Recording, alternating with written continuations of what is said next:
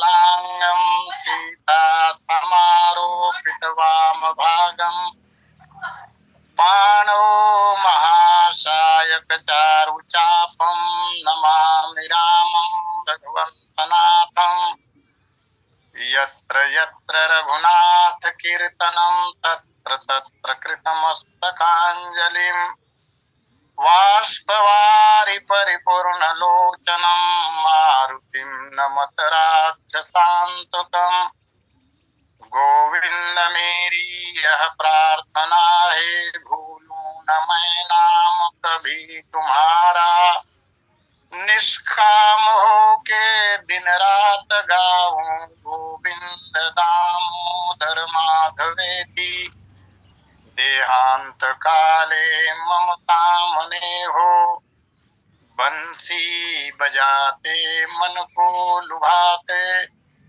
गाता यही मैं तननाथ त्यागूं गोविंद दामोदर माधवेति याज्ञवल्क्य भरद्वाज मुनि उमा समेत महेश बंदों तुलसीदास पुनि काग भुसुंडी खगेश सिया मांडवी उर्मिला श्रुति कीरति बरबाम चार ललन चारो लली तुलसी करत प्रणाम जानकी जीवनम वंदे मांडवी प्राण वल्लभम उर्मिला रमणम वंदे कीर्तिकांतम नमाम्यहम् बालचरित कही विविध विधि मनमह परम उछाहु ऋषिया गवन कहे सिपुनि श्री रघुबीर प्रिया विबाहु श्याम गौर सुंदर दो भाई विश्वामित्र महानिधि पाई। बोलिए सियावर रामचंद्र की जय। परमिष्ट श्री सीतारामचंद्र जी महाराज बोध बावन शंकर जी श्री सीताराम जी के चरण कमलों में नित्य अनुराग रखने वाले हनुमान जी महाराज एवं श्रीमद रामचरित मानस के प्रणेता अहर्निश पूज्यपाद गोस्वामी जी महाराज श्री राम कथा सत्संग लिंक से जुड़े हुए समस्त समादरणीय महानुभाव अर्चनीय वंदनीय पूजनीय माताओं तथा बहनों इस पावन कार्यक्रम के संयोजक एवं संचालक आदरणीय श्री पटेल जी आज के प्रथम लिंक के कथा व्यास परम आदरणीय श्री सोनी जी एवं पूज्य चरण श्री शर्मा जी महाराज तृतीय लिंक में जिन्हें हम सुन पाएंगे पूज्य चरण पंडित उपाध्याय जी महाराज। आइए भगवत कृपा से प्राप्त समय का सदुपयोग करने का प्रयास हो। ऋषि आगमन प्रसंग पर विगत कुछ दिनों से चर्चा गतिमान है। जो काव्य पंक्ति आपके समक्ष अभी पढ़ी गई, श्याम गौर सुंदर दो भाई विश्वामित्र महानिधि पाई, इस पंक्ति पर वैसे कल चर्चा हो चुकी है। थोड़ी सी बात जो शेष रह गई है जिनका संकेत कल समीक्षा के दरमियान आदरणीय पटेल जी कर रहे थे, आइए उसे ही पूरा करूं। 9 निधियों की चर्चा कल की गई थी। भगवान श्री रामचंद्र जी महाराज नील निधि हैं और शेषावतारी लखनलाल जी महाराज शंख निधि के रूप में कहे गए हैं। जिन 9 निधियों की चर्चा की गई थी ये सारी निधियां जड़ है, जैसा कि कल पटेल जी ने कहा। भगवान को महानिधि क्यों कहा गया? निधियां जड़ हैं, लेकिन भगवान श्री रामचंद्र जी महाराज कितने चैतन्य, उतना चैतन्य कौन हो सकता है? ये परमात्मा है और सभी निधियों के आश्रय भगवान ही है। भगवान से ही ये सारी निधियां हैं। इसलिए भी गोस्वामी जी महाराज ने श्री राम एवं लखनलाल जी महाराज को महानिधि कहा। निधियां राजाओं के पास होती हैं और इस यात्रा के पूर्व श्री राम लक्ष्मण भी चक्रवर्ती सम्राट महाराज दशरथ के पास थे और अब ये दोनों निधि महानिधि ब्रह्मर्षि विश्वामित्र को प्रदान कर दिए गए हैं। इसलिए भी महाराज दशरथ ने वो महानिधि दी, विश्वामित्र जी ने वो महानिधियां पाई, इसलिए भी विश्वामित्र महानिधि पाई। चक्रवर्ती जी महाराज ने पहले ही कहा था, मांगो भूमि धेनु धन कोशा, पहले कहा था। कोश यही तो निधि है।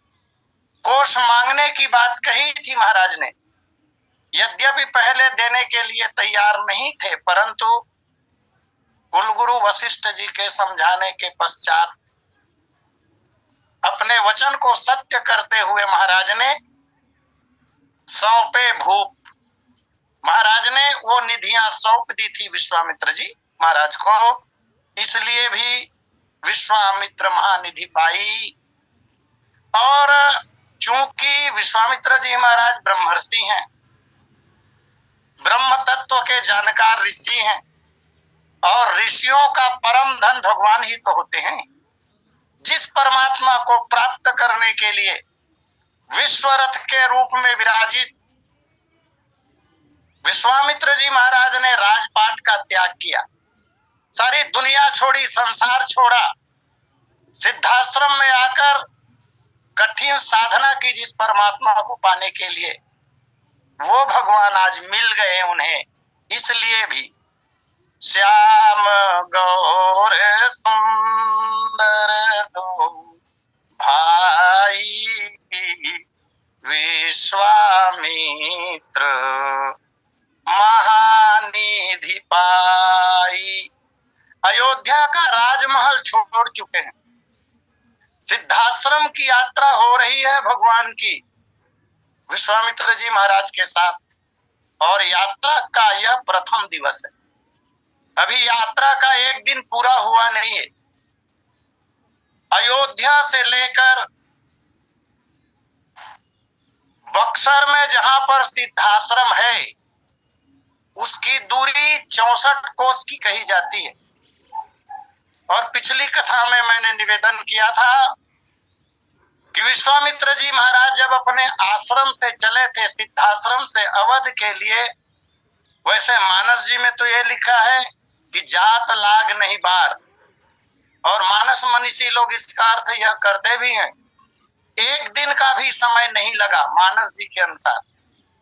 लेकिन अन्य ग्रंथों के आधार पर यदि देखा जाए तो एक बड़े टीकाकार हुए हैं बैजनाथ जी, उन्होंने कहा है कि विश्वामित्र जी महाराज चौथे दिन अवध पहुंचे थे।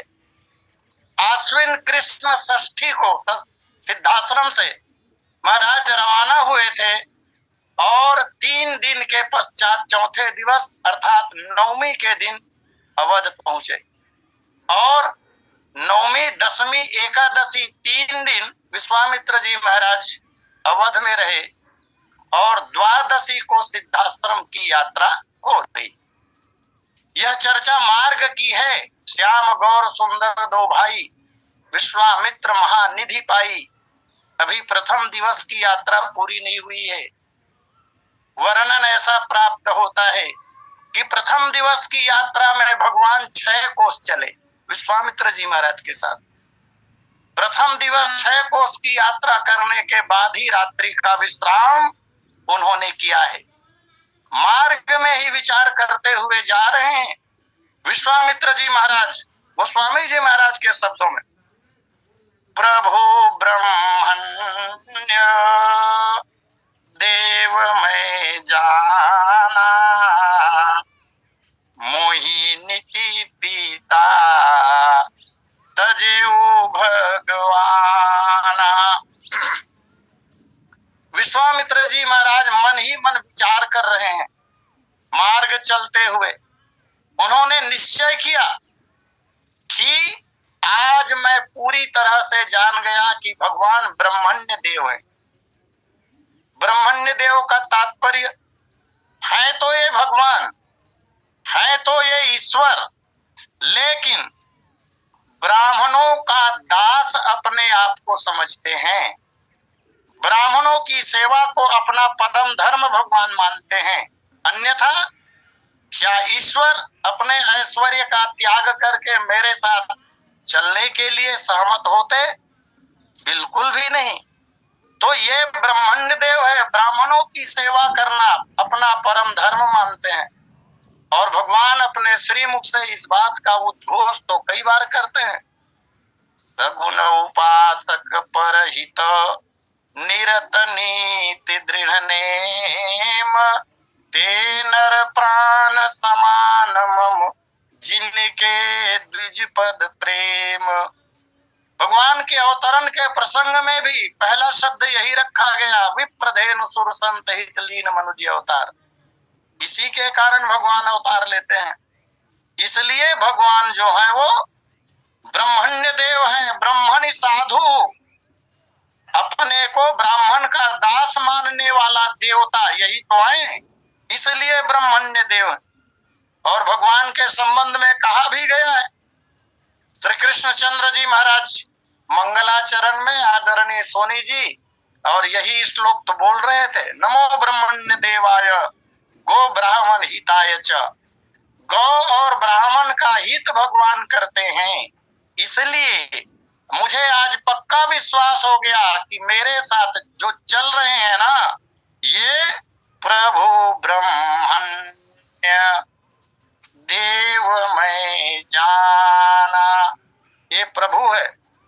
प्रभुवती कर तुम अकर तुम अन्यथा कर तुम, असंभव को भी संभव बना देने में ये समर्थ हैं। इसलिए जगत इन्हें सर्व समर्थ कहा करता है। भाव यह, जिस उम्र के ये हैं, इस उम्र का कोई बालक अपने माता पिता और सखा को छोड़कर क्या किसी वनवासी साधु या ब्राह्मण के साथ जाने के लिए तैयार हो सकता है? कदापि नहीं। लेकिन ये मुझ वनवासी के साथ, जबकि महात्मा लोग अभावग्रस्त जिंदगी जीते हैं, तो मेरे साथ चलने के लिए ये तैयार हो गए। क्यों? इसलिए कि भगवान सनातन धर्म की रक्षा करते हैं। और जब सनातन धर्म की रक्षा होती है, वैदिक धर्म की रक्षा होती है, तो इससे जगत का कल्याण होता है। और भगवान का अवतरण जगत के कल्याण के लिए ही हुआ करता है। इस तरह भगवान को ब्रह्मण्य देव के रूप में निश्चित रूप से विश्वामित्र जी महाराज ने जाना। और इसीलिए उन्होंने कहा कि मोहि नित पिता तजेव भगवाना, मोहि नित, मेरे हितार्थ, मेरे कल्याण के लिए, मेरे सुख के लिए इन्होंने अपने पिता का त्याग कर दिया। अन्यथा क्या भगवान, वो भी मर्यादा पुरुषोत्तम, पिता का त्याग कर सकते हैं? जैसा कि विश्वामित्र जी महाराज ने पहले ही जब मांगा, राम और लक्ष्मण मुझे दे दो, तो दशरथ जी महाराज ने कहा था, राम देत नहीं बनई गोसाई। और जब पिता पुत्र का त्याग करना नहीं चाहता, तो आदर्श पुत्र अपने पिता का त्याग कैसे करना चाहेगा? आदर्श पुत्र भी अपने पिता को नहीं त्याग सकता। और गीता में भगवान कृष्ण स्वयं कह रहे हैं, ये यथा माम प्रपद्यन्ते तांस्तथैव भजाम्यहम्। प्राणी मुझे जिस भाव से भजता है, मैं भी उसे उसी भाव से भजता हूँ। तो पिता महाराज जब पुत्र का त्याग नहीं करना चाहते, तो पुत्र भी अपने पिता का त्याग नहीं कर सकता। लेकिन ये अपने माता पिता का त्याग करके मेरे साथ चल रहे हैं। इसका तात्पर्य है कि ये ब्रह्मण्य देव परमात्मा ही हैं। फिर भगवान कहा, भगवान शब्द पर बहुत बार चर्चा हो चुकी है। स्थितिम प्रलयम चैव जीवानाम गतिम गतिम वेद विद्याम विद्याम च सडेते भगवान इति। जिनमें ये 6 ऐश्वर्य विराजते हैं, वो भगवान कहे जाते हैं। इस तरह अपने मन में विचार करते हुए चले जात मुनि दिन है दिखाई, सुनी ताड़ का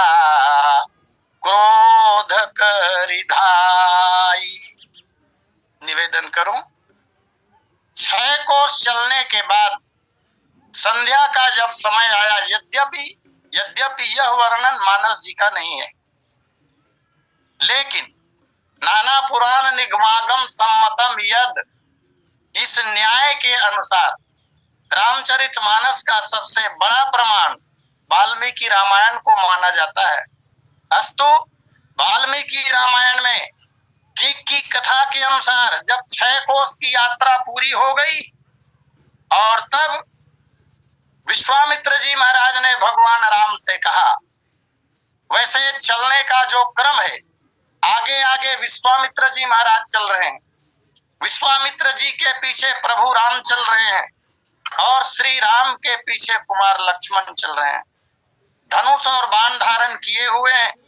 तब महर्षि वाल्मीकि ने कहा, कलापिनौ धनुष पाणी शोभयानौ दशो दश विश्वामित्रम महात्मानम त्रिशीर्षा विवपन्न गौ।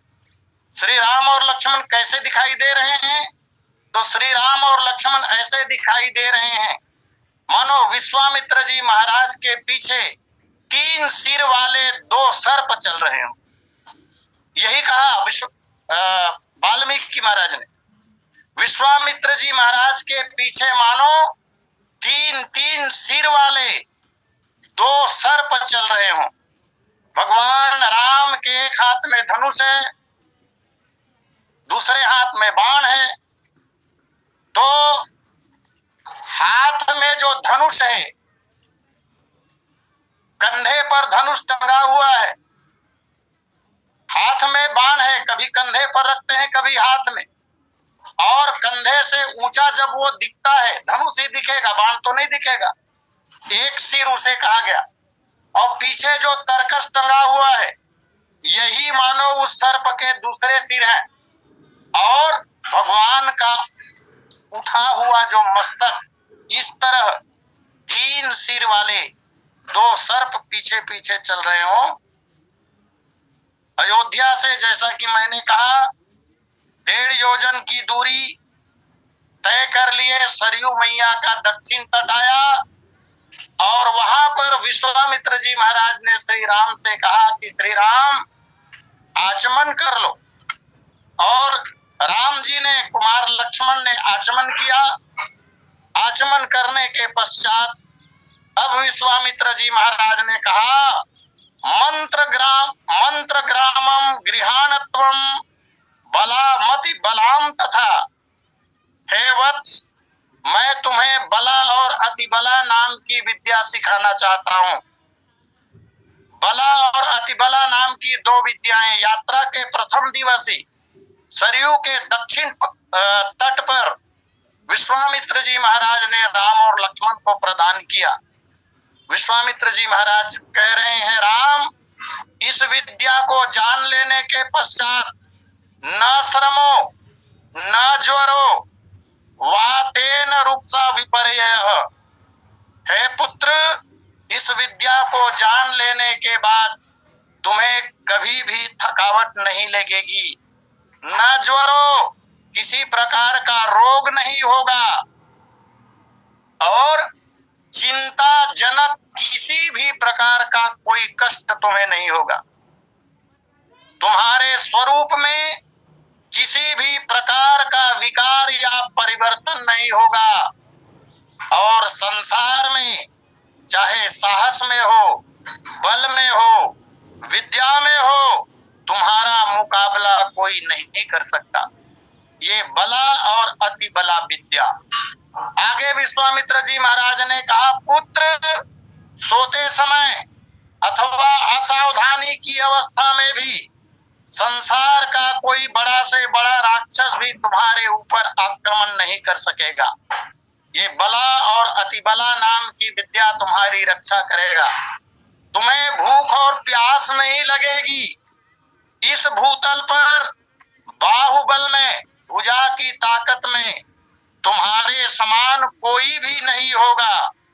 और इसके अतिरिक्त इन दोनों विद्याओं के प्रभाव से सौभाग्य में, चतुराई में, ज्ञान में, यश प्राप्ति में संसार में कोई भी तुम्हारी समानता नहीं कर सकेगा।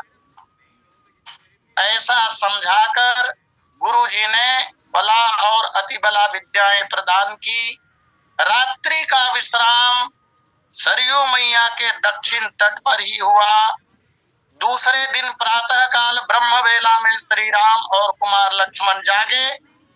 नित्य कार्य से निवृत्त होने के पश्चात सर्वप्रथम देवताओं का तर्पण किया। वेद माता गायत्री के मंत्र का जाप किया और इसके पश्चात द्वितीय दिवस की यात्रा आरंभ हुई। दूसरे दिन की यात्रा में दिन भर चलते रहे और संध्या काल में गंगा और सरयू नदी का जो संगम स्थल है वहां भगवान पहुंचते हैं। विश्वामित्र जी महाराज ने दोनों कुमारों को सरयू और गंगा के संगम का दर्शन कराया। दोनों भाइयों ने उन पावन नदियों का दर्शन किया और प्रणाम किया। संगम के पास ही एक अद्भुत बात, संगम के पास ही सरयू और गंगा संगम के पास ही एक पवित्र आश्रम दिखाई दिया जहां बहुत से महर्षि लोग निवास कर रहे थे। उन महर्षियों को देखकर, पवित्र आश्रम को देखकर भगवान राम ने गुरुदेव से पूछा कि गुरुदेव यह किसका आश्रम है? इस आश्रम के इतिहास के संबंध में हमें बताने का कष्ट करें। श्री राम की जिज्ञासा को सुनकर विश्वामित्र जी महाराज ने कहा, राम, संसार जिस विद्वान पुरुष को काम कहते हैं, काम अर्थात कामदेव, जिसे कामदेव कहते हैं, उन्हीं का एक नाम कंदर्प भी है। पूर्व काल में, पुराने दिनों में इनका शरीर हुआ करता था। ये सशरीर अपनी इच्छा के अनुसार गमन करता था। जहां जाने का हुआ, जब जाने को हुआ, ये चला जाता था, विचरण करता था। उन्हीं दिनों की बात है। जिस आश्रम के बारे में राम ने पूछा, विश्वामित्र जी ने कहा, इसी आश्रम पर भगवान देवाधिदेव महादेव भगवान की आराधना करते थे, यहाँ तपस्या करते थे अपने चित्त को एकाग्र करके। तो नित्य की तरह भगवान शंकर यहाँ पर बैठे हुए थे समाधिस्थ अवस्था में, और उस कामदेव ने भगवान शंकर के ऊपर आक्रमण कर दिया। जब कामदेव ने शंकर जी के ऊपर आक्रमण किया, भगवान शंकर ने रोष भरी नजर से कामदेव को अवहेलना की दृष्टि से देखा और भगवान शंकर की दृष्टि के पड़ते ही कामदेव जलकर भस्म हो गया। तभी से कामदेव का नाम अनंग हो गया।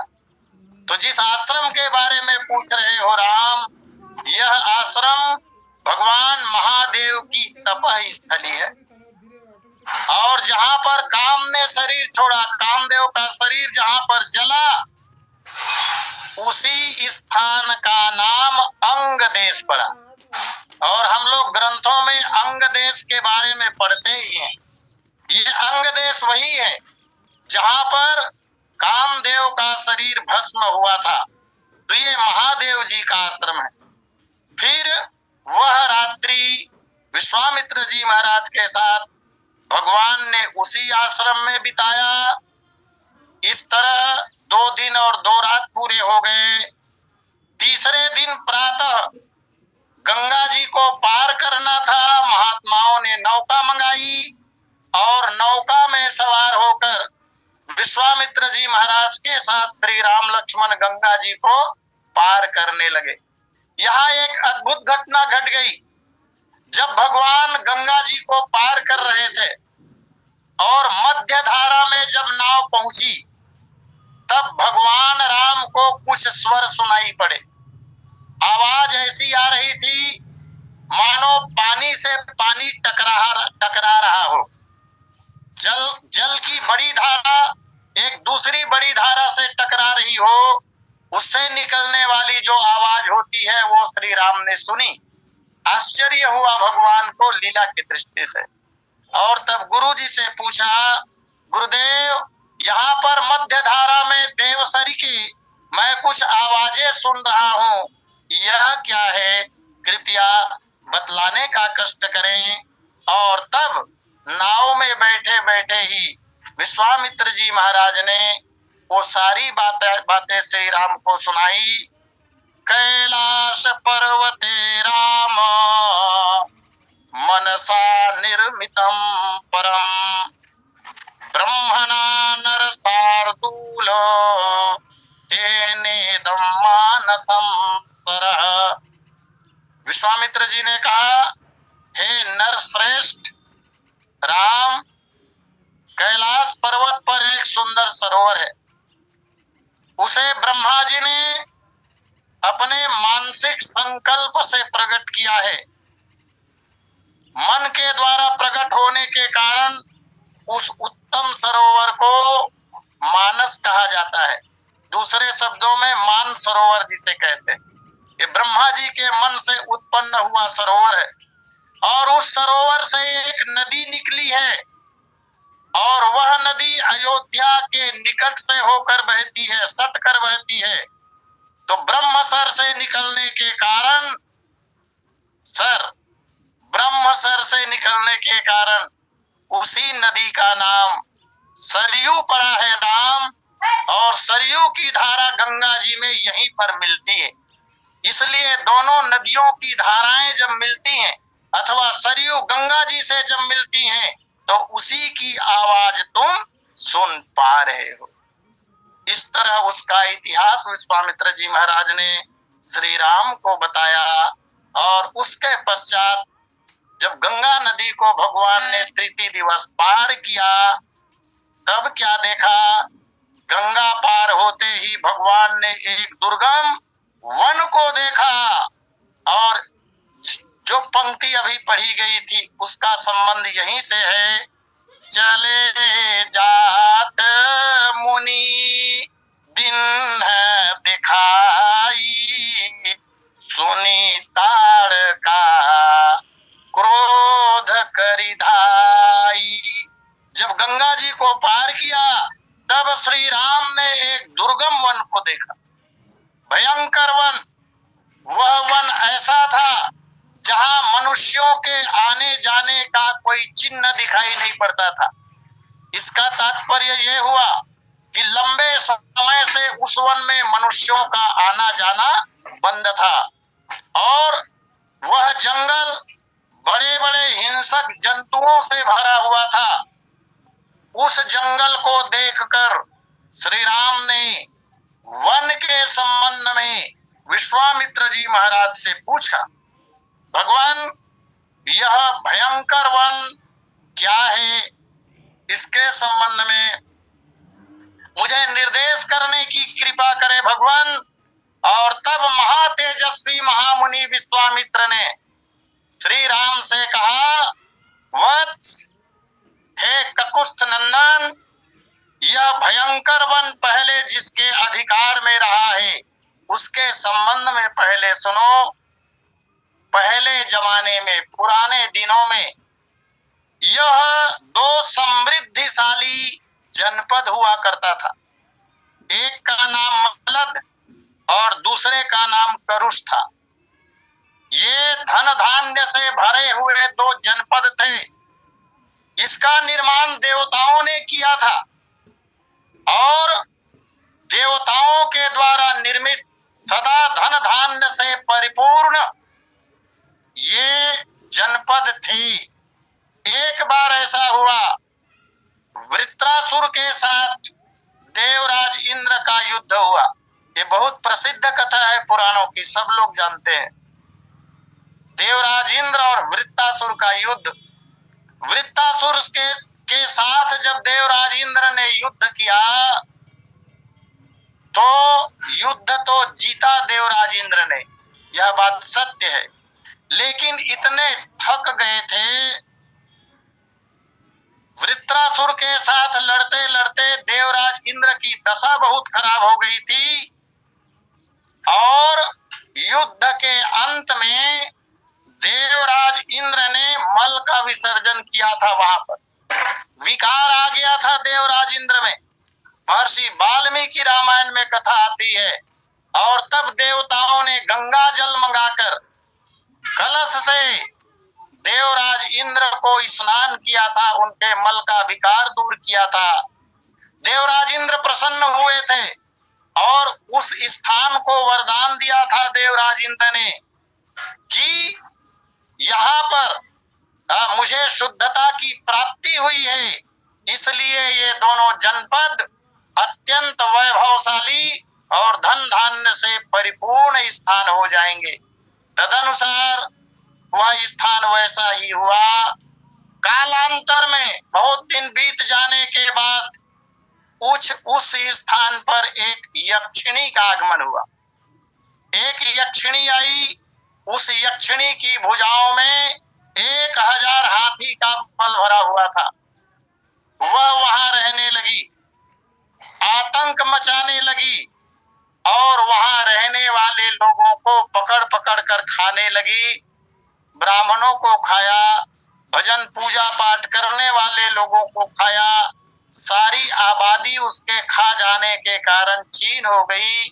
विश्वामित्र जी महाराज कहने लगे, लोगों की बसाहट शून्य हो गया ये स्थान।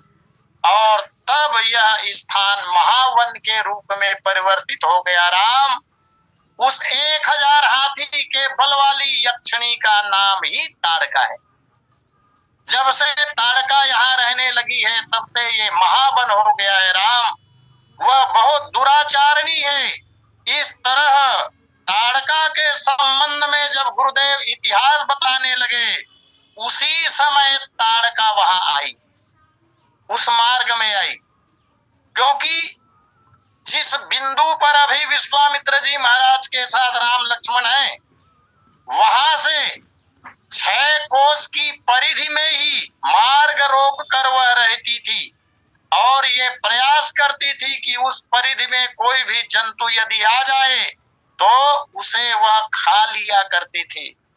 अभी विश्वामित्र जी महाराज कुछ चर्चा कर रहे हैं राम से, उस स्थान की ऐतिहासिकता का वर्णन कर रहे हैं और यह आवाज जो है वो ताड़का के कानों में पड़ गई। और तब ताड़का आश्चर्य से भरी कि यहाँ तो मनुष्यों का आना जाना लंबे समय से बंद है, लेकिन मनुष्यों की आवाज कैसे आ रही। तब ताड़का वहां पर उपस्थित हो जाती है, आ जाती है। ताड़का पर दृष्टि पड़ जाती है विश्वामित्र जी महाराज की। कथा चलते चलते चल रही है, इसलिए गोस्वामी जी महाराज ने कहा, चले जात मुनि दीन देखाई। आवाज सुनकर मार्ग में ताड़का आई और ताड़का पर दृष्टि पड़ी विश्वामित्र जी महाराज की। और तब विश्वामित्र जी महाराज ने उंगली दिखाकर, उंगली के संकेत से श्री राम को अवगत कराया कि राम, जिसकी चर्चा मैं तुमसे कर रहा था, यह वही ताड़का है। चले जात मुनि दिन है दिखाई, सुनी ताड़का क्रोध करी धाई। और जैसे ही विश्वामित्र जी के साथ इन दोनों कुमारों को ताड़का ने देखा तो वह क्रोध से भर करके भगवान की ओर दौड़ पड़ती है। वाल्मीकि रामायण में ताड़का और श्री राम का बड़ा भयंकर युद्ध का वर्णन किया गया है। पहले उन्होंने अपनी माया का विस्तार किया, क्रोध करके दौड़ी और दौड़कर आई श्री राम के निकट, श्री राम के ऊपर झपटी और फिर उन्होंने धूल की वृष्टि भी की है। राम के ऊपर धूल बरसाया, कुछ दिखाई नहीं दे रहा है। भगवान ने उसका निराकरण किया और धूल का निराकरण जब हो गया तब माया के द्वारा ताड़का ने दोनों कुमारों के ऊपर बड़े बड़े पत्थर बरसाए। भगवान ने उसका भी निराकरण किया। सारी बाधाएं जब दूर हो गई तब भगवान श्री राम ने फिर ताड़का के वध के संबंध में, जैसा कि विश्वामित्र जी महाराज ने बार बार कहा था, मैंने एक कथा में सुनी थी। जगत गुरु राघवाचार्य जी महाराज जो वाल्मीकि रामायण के कथा व्यास है मुख्य रूप से, वो कहते हैं मार्ग चलते हुए ही विश्वामित्र जी महाराज ने श्री राम से 5 बार कहा था, राम देखो मार्ग में ताड़का आएगी, तुम आदर्श महापुरुष हो, कहीं यह मत सोच लेना कि नारी अवध्य होती है, अवध्य जानकर उसे छोड़ मत देना राम, मार ही देना। फिर थोड़ा आगे बढ़े, फिर स्मरण दिलाया, कहीं उस नारी को देखकर भगवान की करुणा न जाग जाए और करुणा के वश में होकर भगवान उन्हें कोई छोटा मोटा दंड देकर छोड़ न दे, अवध्य मानकर। फिर विश्वामित्र जी ने कहा देखो राम उसे छोड़ना मत। इस तरह 5 बार श्री राम को विश्वामित्र जी महाराज ने ताड़का को मारने के लिए निर्देश किया है। और जब जब विश्वामित्र जी महाराज कहते हैं कि ताड़का को मारना, और तब तब भगवान हर बार यही कहते हैं कि हाँ गुरुदेव, ताड़का मार्ग में आ जाए तो उसे अवश्य ही मेरे द्वारा मार दिया जाएगा भगवान। ऐसा सोचकर अब ताड़का ने विविध प्रयास किए माया के द्वारा। तब भगवान ने क्या किया, तो बोले एक ही बाण प्राण हरि लीना, दीन जानी ते निज पद दीना। मानस जी की कथा के अनुसार ताड़का और भगवान का युद्ध का वर्णन नहीं है। विश्वामित्र जी महाराज ने श्री राम से कहा था ताड़का मार्ग में मिलेगी राम, ताड़का को मार ही देना, छोड़ना मत। और गुरुदेव की आज्ञा को सिरोधार्य करके सिर धरि आयसु करी तुम्हारा, परम धर्म या नाथ हमारा। तदनुसार एक ही बाण प्राण हर लीना, एक ही बाण से भगवान ने ताड़का के प्राणों का हरण कर लिया। और हरण करने के बाद दीन जानिते ही निज पद दीना, उसे दीन जानकर अपना पद भगवान ने प्रदान किया। आइए समय पूर्णता की ओर है। अस्तु इस पंक्ति पर अगली कथा के क्रम में चर्चा का प्रयास करेंगे पुनश्च। और इसी के साथ वाणी विराम और इसके पूर्व सादर आमंत्रण आदरणीय पटेल जी को। बोलिए सियावर रामचंद्र की जय। बोलिए सियावर रामचंद्र की जय। बहुत बहुत धन्यवाद आचार्य जी, आपके श्रीमुख से सुंदर राम कथा बहुत विशद अध्ययन है और बोलने में बहुत ऊर्जा लगती है। सभी वक्ता इस बात को समझते हैं। कथा सुनने से समझ में यह नहीं आता कि कितना कहाँ से अध्ययन किए होंगे, क्योंकि बोलने के लिए कुछ बचते ही नहीं। सत्य बात तो यह है। आभार 44 श्रोता जन आपको सुन रहे हैं। ताड़का राक्षसी जिस अरण्य में रहती थी वह प्रदेश धन धान्य से संपन्न था, पहले जैसे आप बताए थे। जब से ताड़का ने